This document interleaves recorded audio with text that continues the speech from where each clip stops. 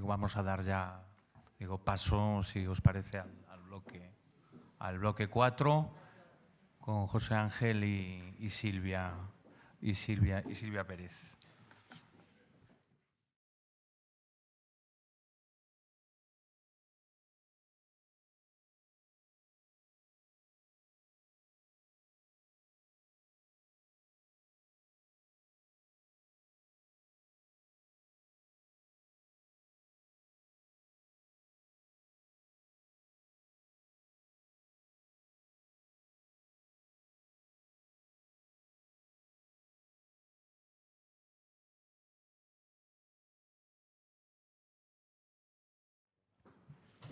Buenos días a todos. Voy a intentar ser breve y útil, a ver de qué manera puedo hacer la exposición lo más breve posible sin que pierda utilidad.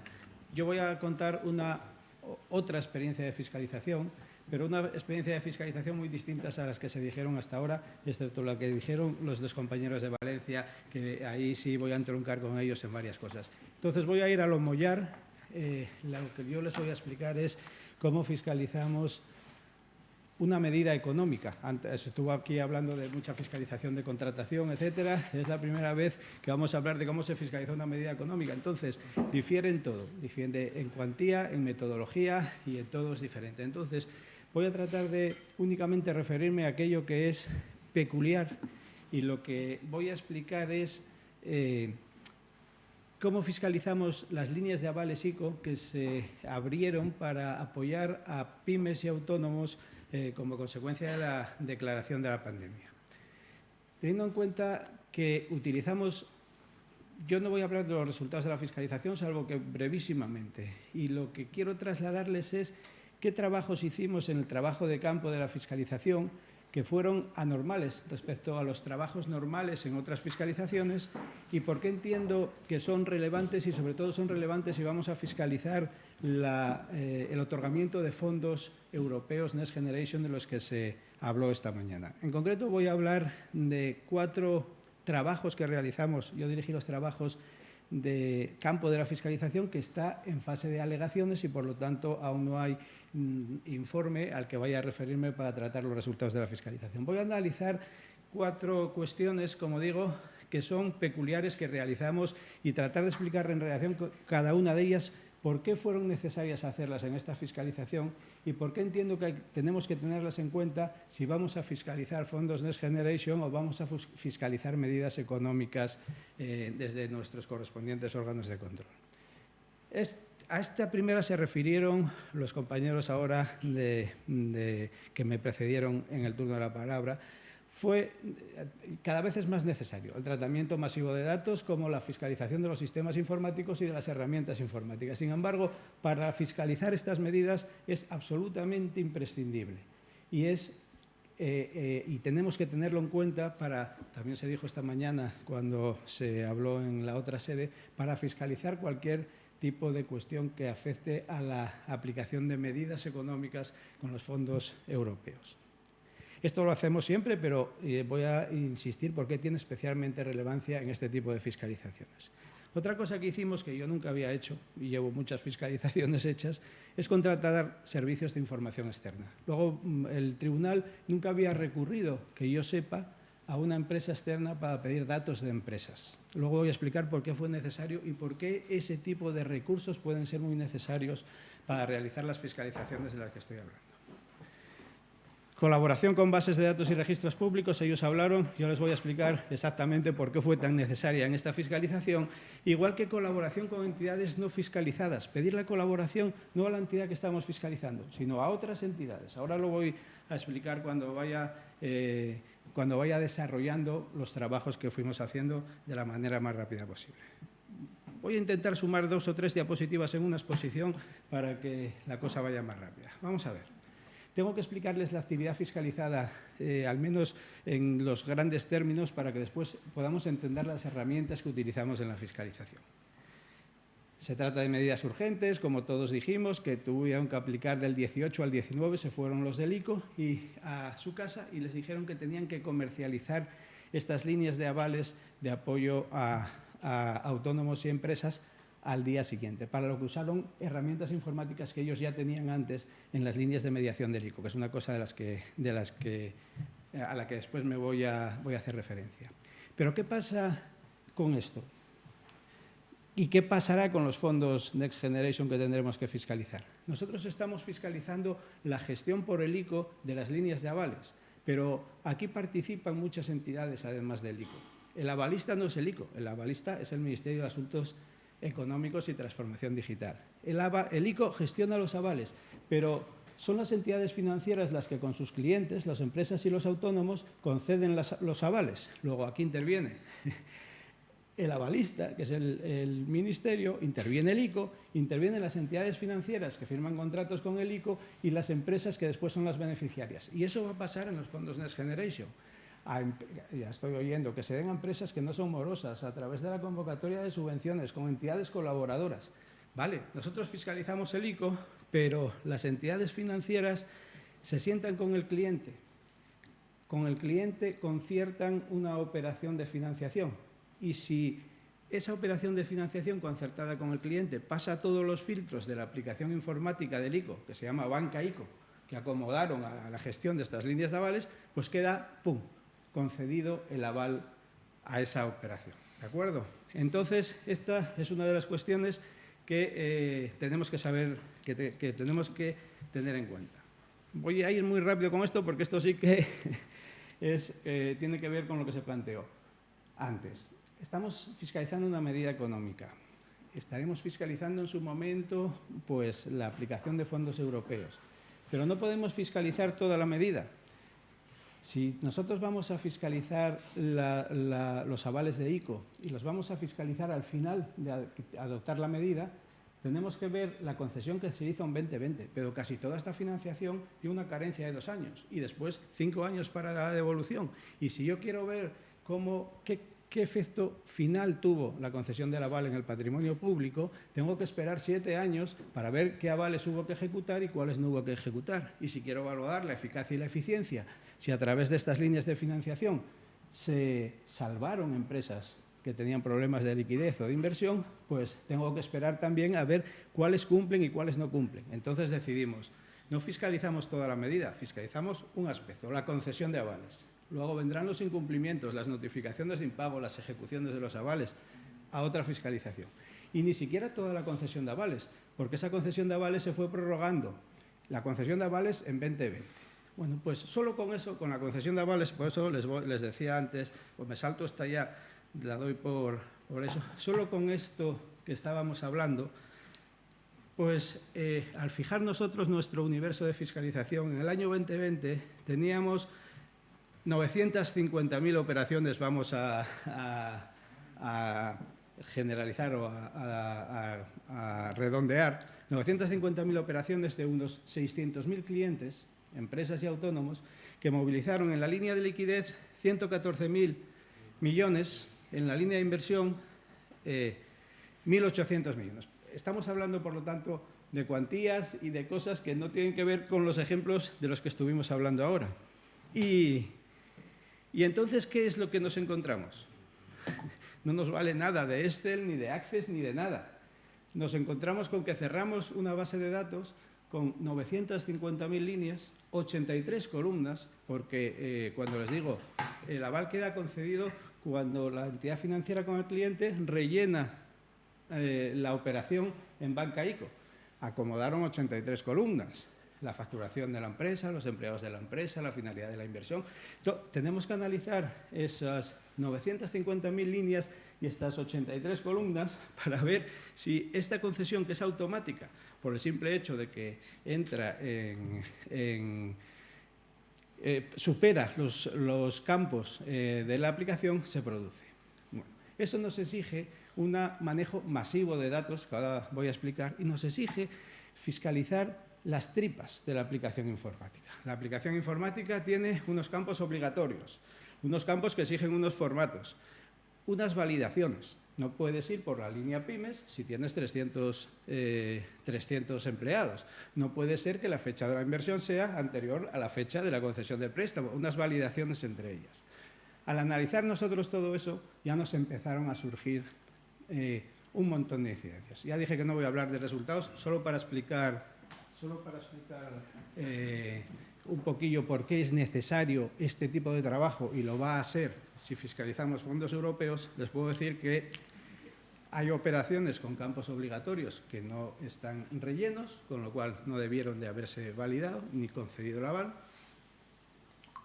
Hay campos que no tienen un formato exigido, que se saltaban con un interrogante. Si te piden una fecha y pones un interrogante, un asterisco, un cero, y ya pasas pantalla y grabas la operación, el aval queda concedido.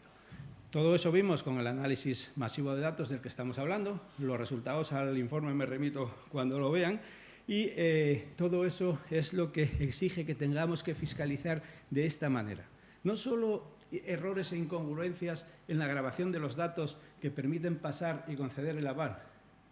Hay incongruencias incluso materiales en la lógica de la operación, porque descubrimos, claro, todas las incongruencias, validaciones que no funcionaban, campos obligatorios, pero también qué sentido tiene operaciones, por ejemplo, de 0,02 euros avaladas al 80%, o sea, 2 céntimos avalado al 80%. No tiene sentido. Sacamos todas las operaciones de menos de 100 euros que estaban en la aplicación porque no tienen un sentido económico, o avaladas en menos del 10%, etc. ¿Y qué fue una cosa que vimos, que es por lo que ahora les voy a contar el otro? En estas incongruencias de la operación, vimos que una empresa va al BBVA, por ejemplo, y pide un crédito avalado por el ICO como PYME. Y vemos que el mismo NIF está como no PYME avalando en el Santander o en el mismo BBVA. O sea, empresas el mismo año 2020 no pueden ser PYME y no PYME al mismo tiempo. Y resulta que las condiciones del aval son distintas para las pymes y no pymes. Y el porcentaje del aval también. Las no pymes podían tener un 80% y las pymes un 70%. Sacamos las empresas que estaban en esa condición. Miles de empresas. Igual que al ver las validaciones sacamos empresas que por su facturación, por su activo, por su número de empleados, no pueden ser pyme y están como pyme en la línea de avales. Miles de empresas también.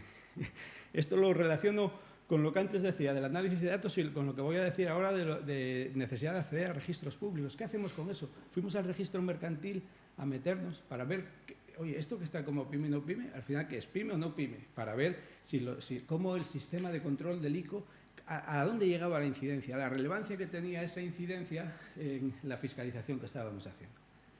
Claro, si metemos técnicos ahí, puedes ver 40 empresas, 50 empresas, porque tienes que ir viendo las cuentas anuales en el registro mercantil. Pero ¿a dónde vamos con eso con 600.000 clientes? ¿Qué hicimos? Se lo dije al consejero, tramitó un contrato para una cosa que es habitual en las auditorías privadas, que yo digo que esto sí que nunca había hecho, para comprar datos de tamaño de empresa a estas empresas que venden datos de empresas. Informa, concretamente, es una empresa pública que vende datos de empresa. Es habitual en las auditorías privadas, en las empresas Waterhouse y todos estos, comprar este tipo de datos. Oye, pues 6 céntimos más IVA nos daban el tamaño de la empresa. 27.756 empresas. Pudimos decir con datos del registro mercantil, porque ellos lo que hacen es descargar del registro mercantil los datos, ponerlos en su sistema de datos y pueden venderlos. Pero si nosotros tenemos que descargarlos, pues echábamos ahí toda la fiscalización. ¿De acuerdo? Pudimos determinar de esa. Por eso os digo una cosa que es así que nunca había hecho, la de adquisición de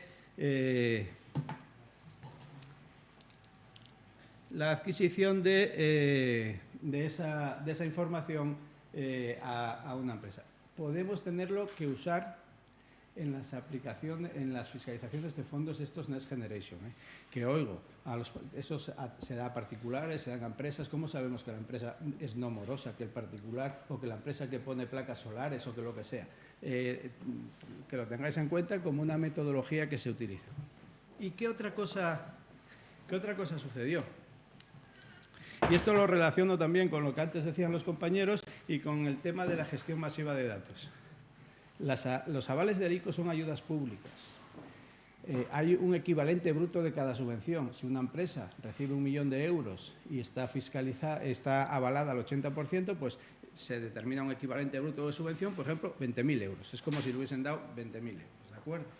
Vale, pues esto habría que notificarlo a la base de datos nacional de subvenciones y efectivamente comprobamos cómo se notificó. Lo que pasa que la base de datos nacional de subvenciones nos habló de que habíais pedido datos, pero no datos como los nuestros, pero sí que nos habló que había alguna OCEX que había pedido datos allí.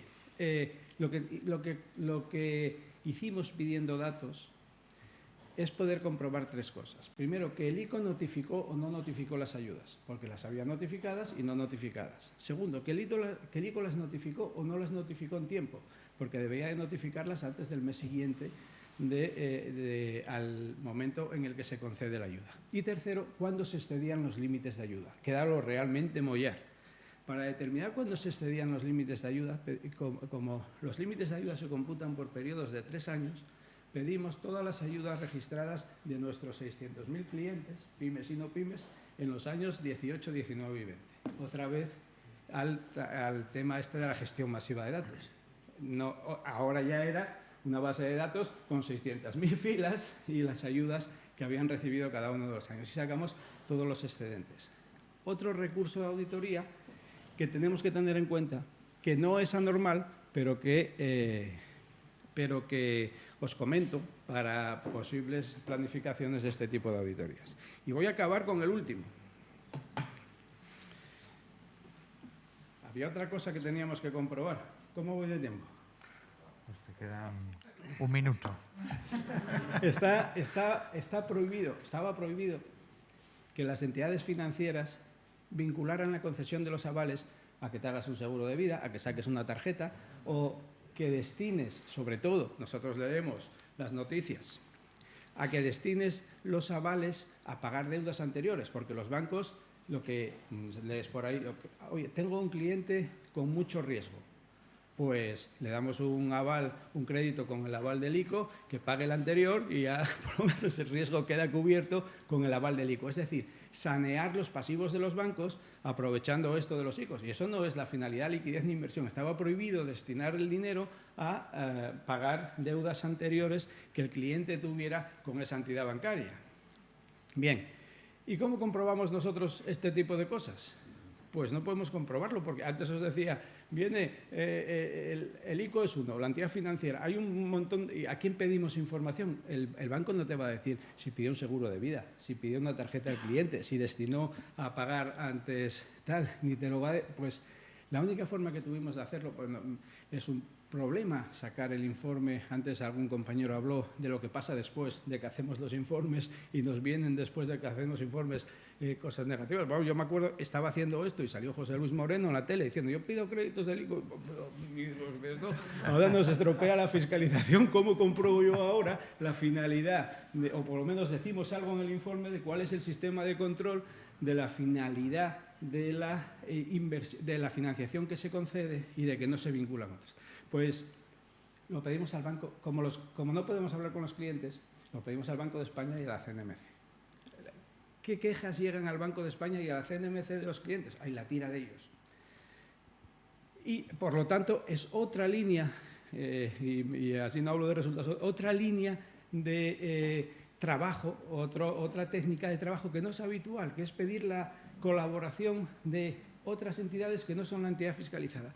Y acabo ya, porque solo quería deciros eso, técnicas de trabajo que se fueron utilizando. Esto no está bien resuelto en el tribunal. O bueno, para que no me riñan, que mi opinión no está bien resuelta en la normativa del tribunal. Hicimos esa petición sin fundamentación jurídica, porque en nuestras leyes, en el 7 de la Ley Orgánica y el 30 del Funcionamiento, regulan el deber de colaboración de la entidad fiscalizada, pero que otra entidad no fiscalizada y a la que no vas a dar alegaciones colabore contigo para fiscalizar a otra entidad, es decir, que el Banco de España nos dé datos para que fiscalicemos al ICO, que no le vamos a dar, cogido con pelos. Mandamos en la petición de escrito simplemente diciendo, en esta fiscalización se hacen necesarias, y después ya si nos lo negaran veríamos a ver, porque además conozco a los del Banco de España que siempre los fiscalizantes y miran al detalle. El 7 y el 30 aquí no les autoriza a pedirnos a nosotros datos para fiscalizar al ICO y después no darnos alegaciones y tal. Vale. De todas maneras nos lo mandaron. obtuvimos todas las quejas de los clientes, las reclamaciones de los clientes, los procedimientos que se abrieron como consecuencia de estos avales de ICO y la situación en la que están. De esa manera puedes valorar la adecuación de los sistemas y procedimientos del ICO al control de este tipo de medidas. Y me voy a quedar aquí porque es metodología. No sé si tengo más cosas, pero yo creo que esto es... Aquí me quedo. Muchas gracias.